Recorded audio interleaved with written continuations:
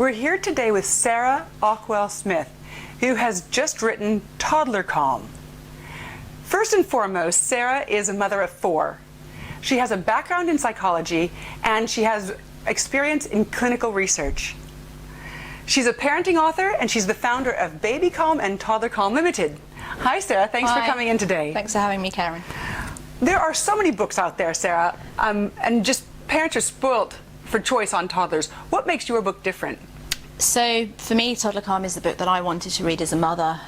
Way back when mine were toddlers, there was a vast array of books out there that were very authoritarian, telling me to put my child on naughty step and time out, to punish him for this, to reward him for that. Something didn't sit right with me. So the more I researched, the more science I found to say, actually, the science doesn't support these popular methods. The alternatives, however, were quite that really alternative, a bit hippie-ish, a bit out there. So I think for me, what I've tried to do is to find a happy medium. I've got a book with lots and lots of science in it, but a book that hopefully, it's not out yet, but we'll see, really appeals to mainstream parents, so something that everybody can relate to.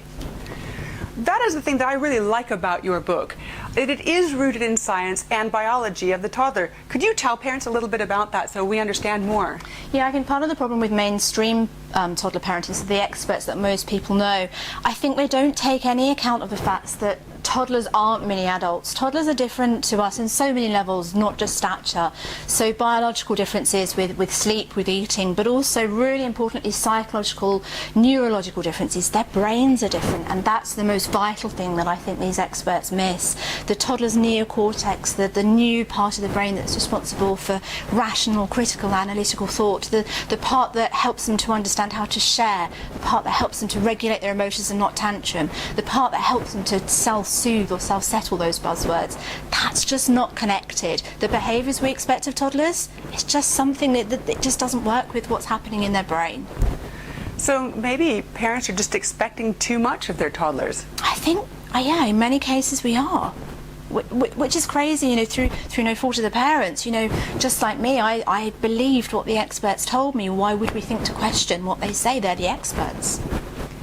So it's not only that reason that your book is controversial, it's also stirring up some controversy in other ways as well. Could you share that with us? I think just because what I say seems so different to mainstream parenting, it's quite difficult if you're a parent and you're doing things in a certain way. Perhaps you're using naughty step and time out, and then someone like me comes out and says, hey, you know, these methods aren't too great.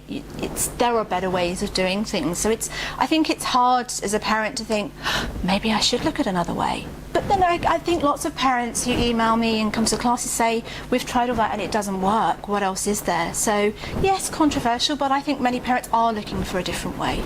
So what can parents do besides the naughty step and timeout? I have to say I don't like the naughty step and timeout. Sure. And I think also that, you know, it just seems so unnatural to put your child on a little step and say, you know, there you go. I mean, you feel quite powerful as a parent, but I don't think you really feel that connected with your child. No. I think it goes back to what I was saying earlier about the understanding what kids are capable and not capable of, understanding their brains, understanding what is normal toddler behaviour, and we've lost our definition of normal toddler behaviour totally. What we expect of a toddler now is not normal toddler behaviour.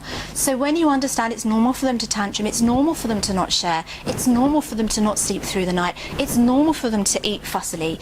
When you understand what's normal, you reset your expectations as a parent, you realise how important you are, and you build on the connection, you build on the respect and the empathy with your child, and hey, actually, you know what? They behave differently because of that. You have this much more positive relationship with them rather than fighting them and battles to be won. When you're not fighting, everything is so much more harmonious, and the kids want to do things to please you. They have this inbuilt drive to want to please you. Everything is different. So a little understanding goes a long way. Exactly. Do you know, I think you and I also share similar views about those star charts. Yeah. Yeah, go ahead. You go. I used star charts when my firstborn was little because that's what everybody did. That's what the books that I read said that I should do, and I bought him a Thomas the Tank Engine sticker chart and thousands of stickers, and everything he did he got a sticker for. I was, you know, should I take the sticker away if he was naughty? Should I give it back to him? Who knows? And it seemed to work. think it worked, I'm not quite sure. What doesn't work though is down the line when he's older and he doesn't like Thomas the Tank Engine anymore and the sticker's not enough for him, he wants cold hard cash. And then I say to him, honey, could you set the table for me? And he'd say, what will you give me if I do it? And you don't think when you've got a 2 or a 3-year-old. You're creating a rod for your own back, aren't you? Exactly. So many people are worried about some of the things, if you're more gentle, are you creating a rod for your own back by creating a little monster in the future? But the opposite is true. If you parent through rewards and punishment, particularly through rewards, in the future, what will you do when stickers don't cut the mustard? You're buying train sets and everything else. I eat cash. Cash. Really? That's what it comes down to. And when they're too big to put on the naughty step and time up, what do you do then? We don't think about that when we're parenting toddlers. Yeah, that's the case.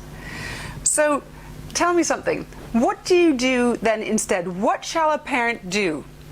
Again, it comes back to what we were saying earlier. It's about the understanding, resetting expectations, understanding the basic biology and psychology of your toddler, and working with them, not against them, not trying to create them into the perfect toddler who doesn't speak or move unless they're spoken to, working around normal toddler behaviour.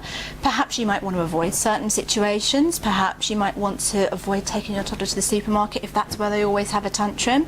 Perhaps you might want to take some more time to yourself, to nurture yourself, because in a world with so much stress and so little support, it's really tough being a parent of a toddler. And if we're full up with our own emotions, we can't cope with our toddlers. So it's all about understanding, stripping back everything we think we know and starting again. So one of the reasons, just to conclude here, that you may not be Flavor of the Month is that you are not promising parents quick fixes, are you? Sure, this is something I've thought about quite a lot. I could. I understand all the methods that you use to get quick fixes. I could tomorrow get a toddler sleeping through the night, get a toddler eating Brussels sprouts, and get a toddler to stop tantruming. But I understand why those things work, and I understand the negative effects they can have, and I understand that they don't work for long. They don't work in the long term. So I've chosen ethically in my practice to not use those methods. I use methods that are kind and respectful to the toddlers, methods that are scientifically proven to work not just now, but tomorrow, and next week, and 5 years, and 10 years' time.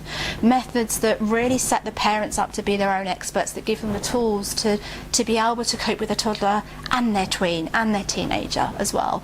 And those methods aren't a quick fix, but in the long term they're so much more beneficial to everybody. Thank you, Sarah. That's okay. Thank you for having me. Sarah Ockwell-Smith. She's given some of the best advice I've ever seen for babies, and now she has the great advice for toddlers.